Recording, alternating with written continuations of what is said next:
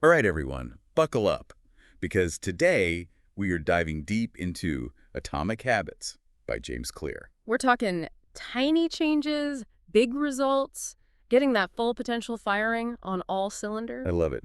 So, to kick things off, let's talk about two athletes at the top of their game, but in totally different worlds. We've got Michael Phelps, the swimming legend, and Hicham El Guerrouj, the record-smashing runner. Now, you couldn't ask for two more different physiques, right? One's built for the water, the other the track, but both absolutely crushing it. So what's the common denominator? Right. Because it's not like there's one magic workout routine for everyone.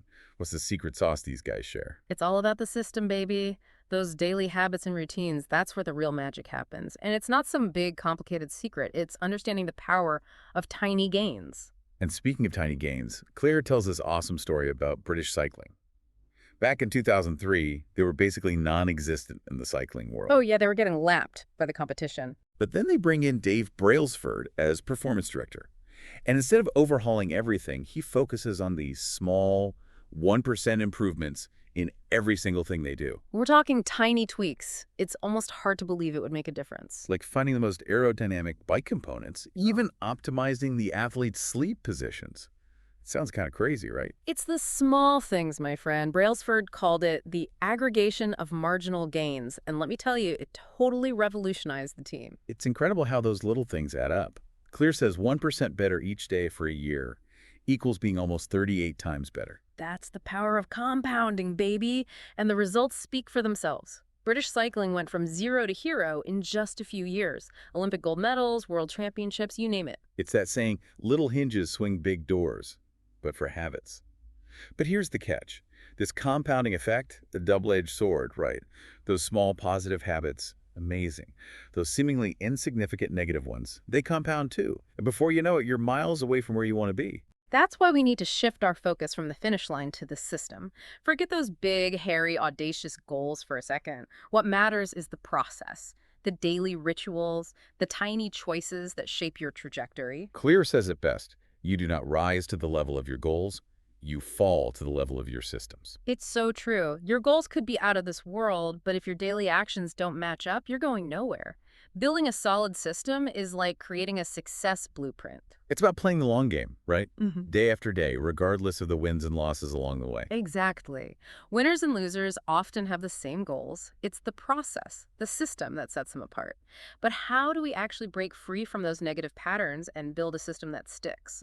Well, Clear breaks it down into this really cool science-backed process, starting with the 4 stages of habit formation: cue, craving, response, and reward. This is like a habit recipe. Yeah. So break it down for us. What are these stages all about? Think of it like a feedback loop your brain goes through for every single habit, no matter how big or small.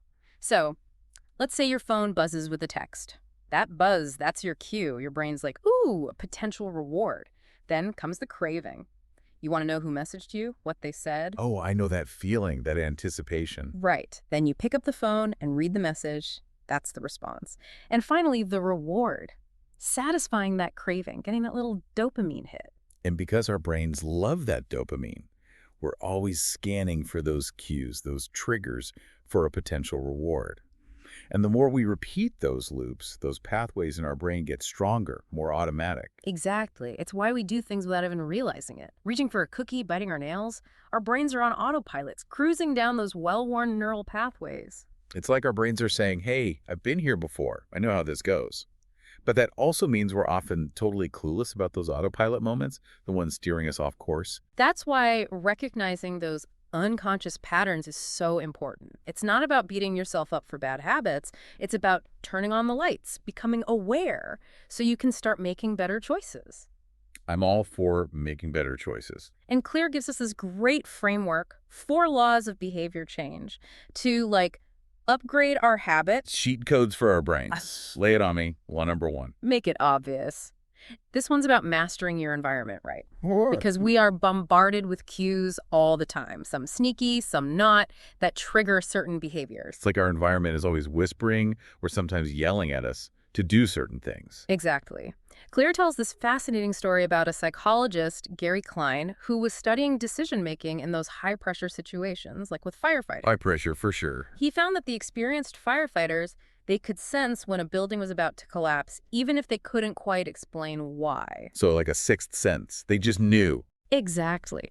But it wasn't magic, it was their brains picking up on subtle cues that most people would miss, a tiny crack, a change in the sound of the fire. Wow. Their brains had learned to predict what would happen based on those cues because they'd been in similar situations before. Right, and it's like that story Claire tells about the paramedic who instantly knew her father-in-law was having a heart attack just by looking at him. Brains are amazing prediction machines. They really are. Okay, so back to the cues.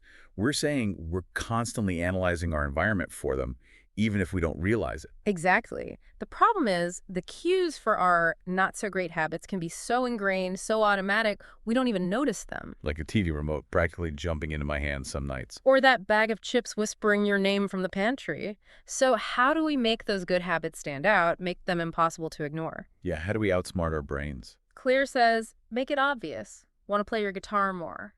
Don't hide it away. Put it on a stand front and center. Make it impossible to miss. Want to drink more water.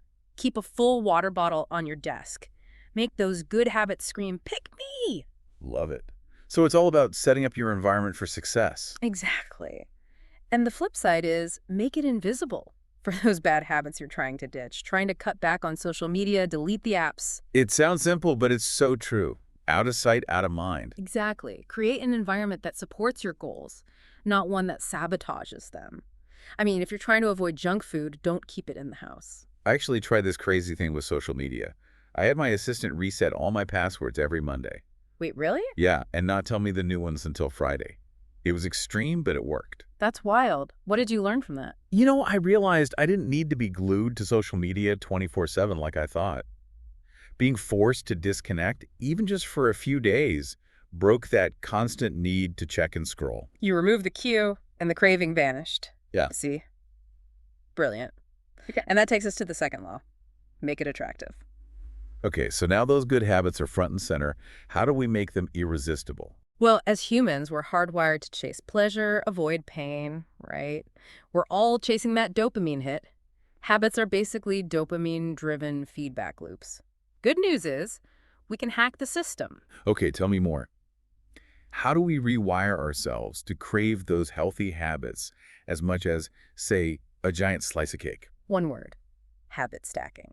Take an existing habit, something you already do regularly, and stack a new habit on top. So like, after I brush my teeth, I'll do 10 push-ups. You got it. You're basically piggybacking on an existing neural pathway, making it easier to adopt that new behavior. Sneaky. I like it. So it's like tricking your brain into wanting those good habits. Exactly. Make them more appealing, more enticing. Now, we've talked about the individual, but our social circles, they play a huge role too. Oh, for sure.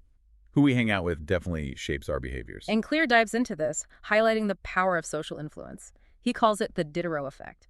One purchase can spiral into a bunch of new desires, like those amazing shoes you had to have. Suddenly, your whole wardrobe needs an update. Been there.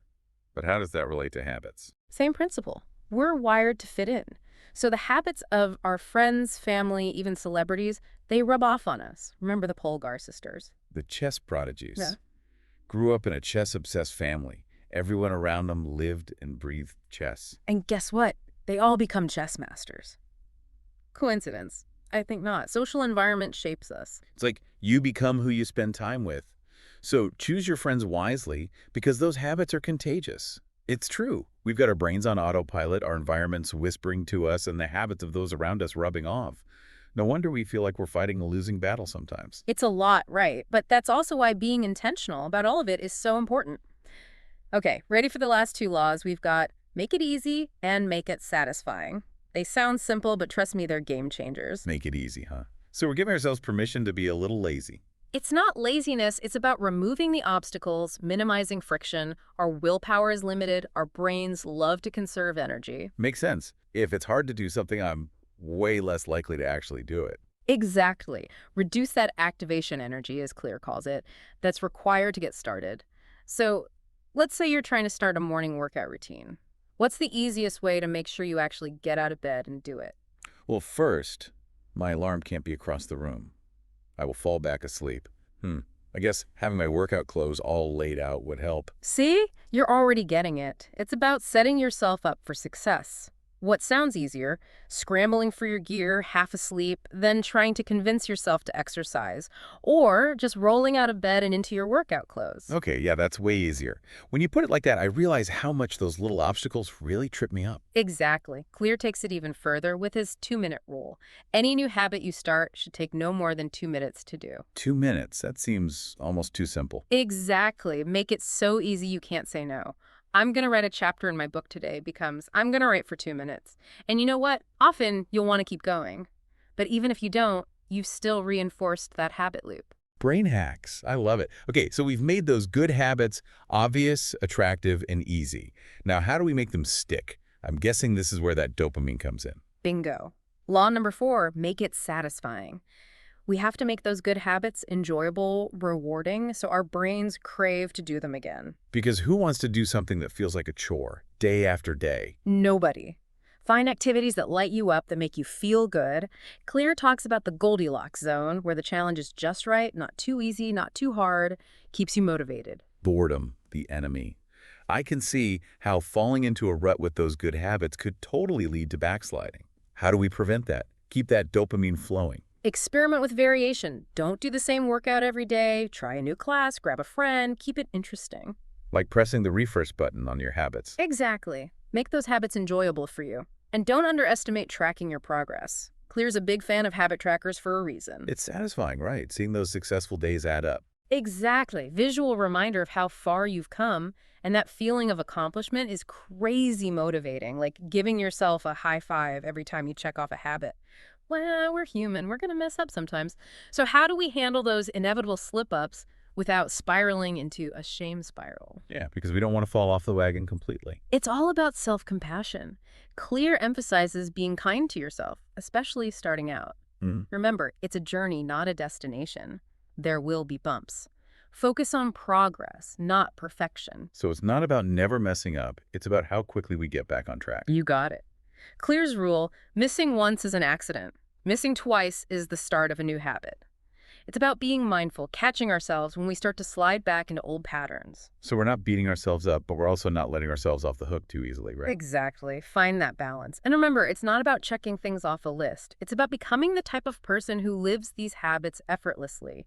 It's about embodying the values, the aspirations that drive you. Wow, this deep dive has been amazing. I feel like I've got a whole new perspective on the power of those tiny actions, those seemingly insignificant choices we make every single day. It's not about those huge, sweeping life makeovers, right? It's those 1% improvements that, over time, can totally transform your life.